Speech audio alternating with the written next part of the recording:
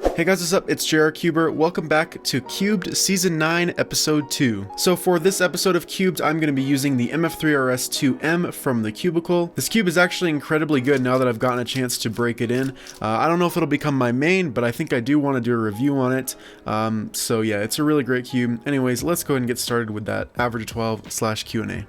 So the first question comes from DT Cuber. If you were to customize any perfect cube, what would it be? Also, what do you think of the new Red Bull Rubik's Cube World Championship and new events that they're adding? So for the first part of that question, I think it'd be kind of interesting to if we were able to try out GES nuts on cubes other than GAN puzzles to see how it would affect it. I think that would be pretty interesting. I don't really know what I would prefer out of that, but yeah. And then as for the Rubik's Red Bull World Championships, so if you guys don't know, Rubik's and Red Bull are partnering up to do this World Championship type thing without including the WCA at all. So it's not going to be a WCA competition. And that is really what's making people upset.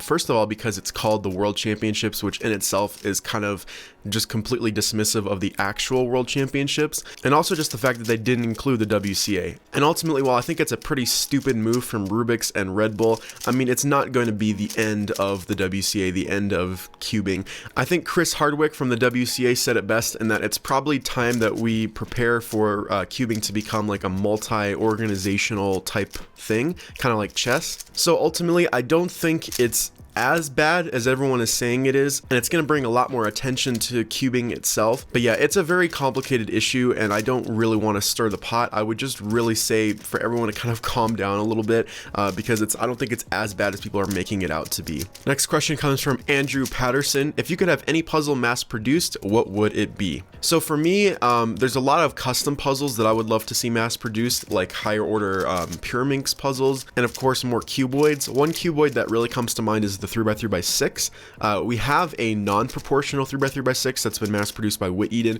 but I would love to see a fully proportional one. Jacob W. Do you think that Roux is a viable method? Absolutely. Roux has several benefits over CFOP, so it has a lower move count. It's easier to be more efficient. The problem is that less people solve Roux, and there's not as many resources out there for Roux, so not as many tutorials as there are for CFOP, not as many walkthrough solves, all that kind of stuff. So absolutely, I would say that it's viable. But at the same time, I might be wrong about this, but it seems like it's harder to get fast using Roux than it is to get fast using CFOP, just because of the amount of resources that are out there for CFOP.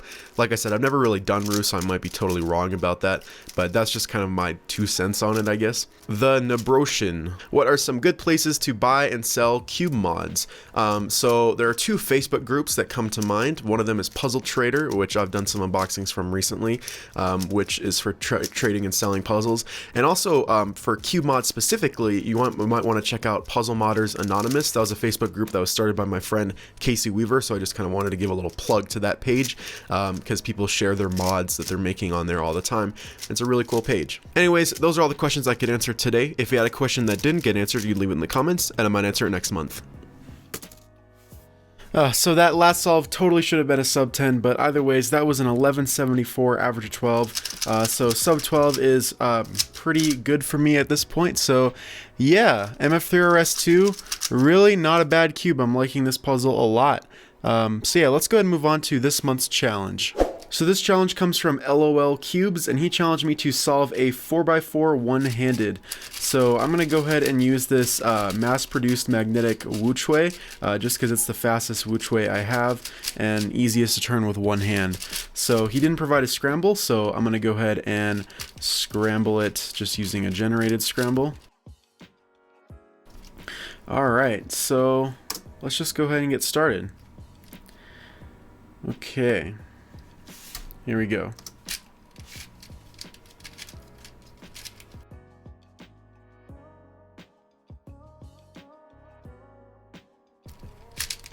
It looks like we got pretty lucky with edges here. Hopefully you don't get parity. No, we did. Okay, let's see if I can do this. 2R.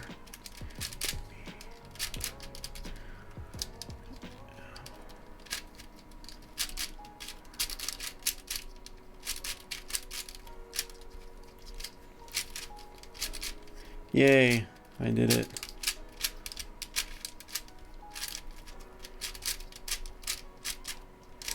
Oh no, I think we got double parity as well.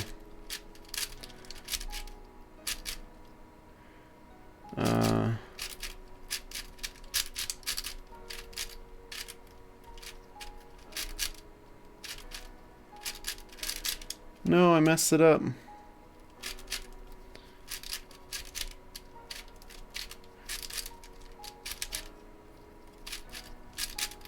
No. There we go.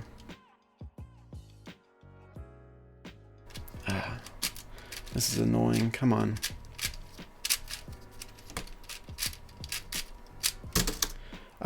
Okay. 323 really hurt my hand there. Oh my gosh.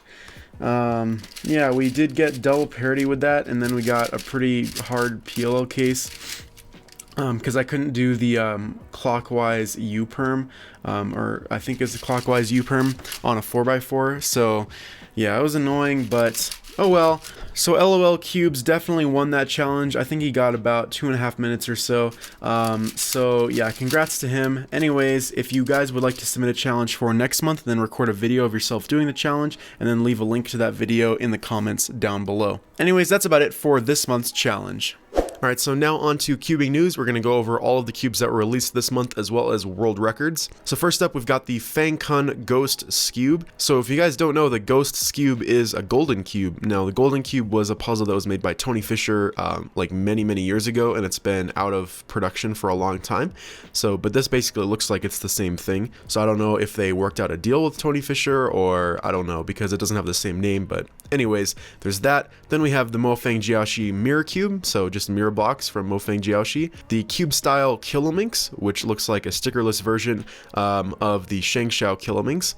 Then we have the Mofang Jiaoshi MFSQ1, so the budget square one from them. Then we've got the YJ 3x3 Ball Cube. So this is like a stickerless type 3x3 that is all the pieces are spherical and they kind of just all connect together.